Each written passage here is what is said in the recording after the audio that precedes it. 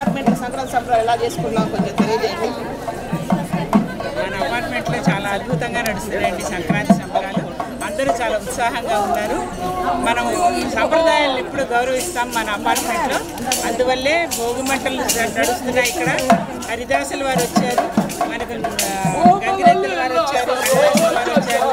రకరకాల సంప్రదాయాలను పిల్లలకు పరిచయం చేయడమే ముఖ్య ఉద్దేశం. ఇక్కడ మాకు పిల్లలందరూ చక్కగా, ఇక్కడ పిల్లలందరూ కూడా చాలా ఉత్సాహవంతులు. పిల్లలందరూ కూడా చక్కగా అన్ని విషయాలు తెలుసుకొని వాళ్ళు జీవితంలో పాటించడానికి అనువుగా ఇక్కడ పెద్దలందరూ కూడా వాళ్ళు ఉత్సాహపరుస్తూ అందరం ఇక్కడ చేరాము. ఈ గుంటూరులో ఇలాంటి సంబరాలు మా అపార్ట్మెంట్లో జరుగుతున్నందుకు చాలా సంతోషంగా ఉంది. మేము భోగి పండుగ సంవత్సరం అందరం కలిసి చిన్న పాతవి మనకున్న పాత ఆలోచనలు కావచ్చు, ప్రతిదీ ఏదైనా మనం మైండ్ ఫ్రెష్గా చేసుకోవాలంటే ఆ పాతవన్నీ తీసుకెళ్ళి భోగిలో మంటల్లో పడేసి మనం ఫ్రెష్గా కొత్త జీవితం కొత్తగా అందరం హాయిగా సంతోషంగా ఉండాలని చేసుకునే ఒక పండుగ. Thank you. ఇలాంటి సంబరాలు బాగా జరుగుతాయి. ముఖ్యంగా మొదటి రోజు భోగి పండుగ.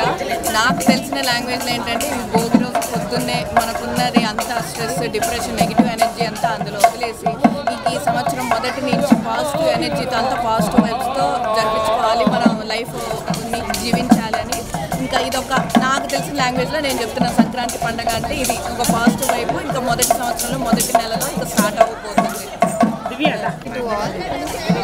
ఇలాగా ఇలా సంబరాలన్నీ ఇలా కమ్యూనిటీలో గేటెడ్ కమ్యూనిటీలో అందరూ కలిసి పార్టిసిపేట్ చేసి చేయడం చాలా బాగుంది. ఒకప్పుడు ఊళ్ళో వెళ్ళి చేసుకునే వాళ్ళని అది సిటీ కల్చర్ మిస్ అయిపోతుంది అనుకోకుండా అందరూ డిఫరెంట్ ఫ్యామిలీస్ కలిసి కట్టుగా ఐకమత్యంగా ఒకటే ఫ్యామిలీ లాగా కలిసి చాలా హ్యాపీగా ట్రెడిషన్స్ కల్చర్స్ మిస్ అవ్వకుండా భోగి మంటలు వేసుకొని యునైటెడ్గా చేయడం చాలా సంతోషం.